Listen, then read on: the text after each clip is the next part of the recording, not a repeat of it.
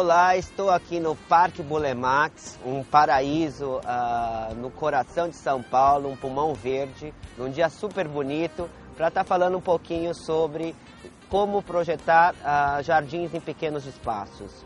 E também a gente deu um pulinho no CEAGESP para estar mostrando em loco quais as principais plantas que vocês poderão estar usando aí no seu pequeno jardim.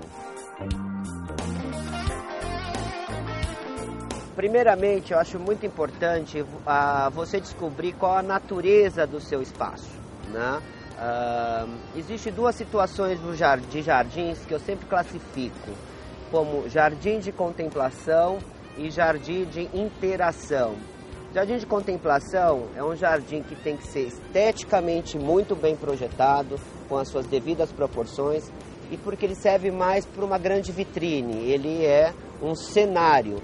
Jardim de interação já são aqueles jardins onde você tem que criar certos elementos que convidem a você a participar desse espaço.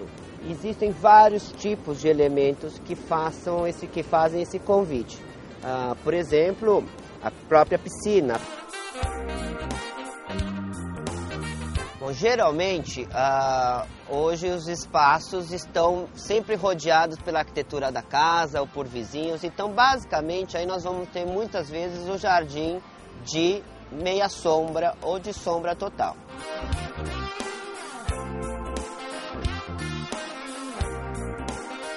Quando você tem uma região já mais ensolarada, com uma incidência de sol a partir de 2 horas ali de sol direto, já temos que estar usando plantas que precisam se adaptar a essa questão de muito sol, pleno sol.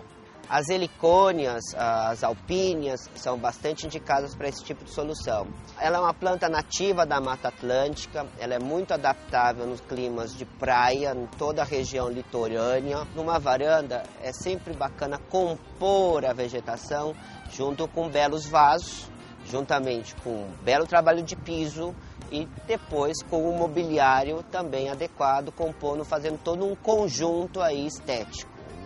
Quando a varanda for fechada, você não precisa se preocupar com relação ao vento, mas precisa se preocupar com relação ao calor que esse vidro geralmente provoca aquele ambiente, criando uma estufa, que muitas vezes desidrata a planta e não é muito adequada àquela vegetação. Pode usar as frutíferas, por exemplo, que aguentam bem essa situação, ou como a mini laranjinha quincan, que é muito simpática, que não atinge proporções muito grandes, ou até todos os cítricos, mexerica, polcã, limão, que é bem legal. Durante o verão, a gente rega 2 vezes por semana e durante o inverno aumentamos um pouquinho mais, porque é um clima mais seco, então para 3 vezes por semana. O importante é você estar sempre vendo o prato do cachepô, do vaso, para evitar acúmulos de água. Eu vou responder agora a pergunta da Maristela Lima Bernal, que é arquiteta da Bahia, onde ela me pergunta que cuidados que ela terá ao desenvolver uma fonte ou uma cascatinha com relação à dengue. Bom, com relação aos vasos, o excesso de água aos pratos, eu já disse que evitar que fique esse excesso dentro do prato do vaso, utilizando ali areia ou pedrisquinho ou diminuindo a rega.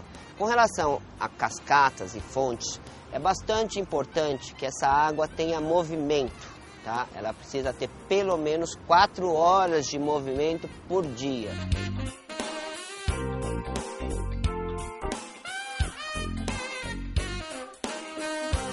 Chegamos ao final, espero que vocês tenham gostado um pouquinho das dicas que eu dei. Muito obrigado e até a próxima. Tem formiga pra caramba aqui, gente.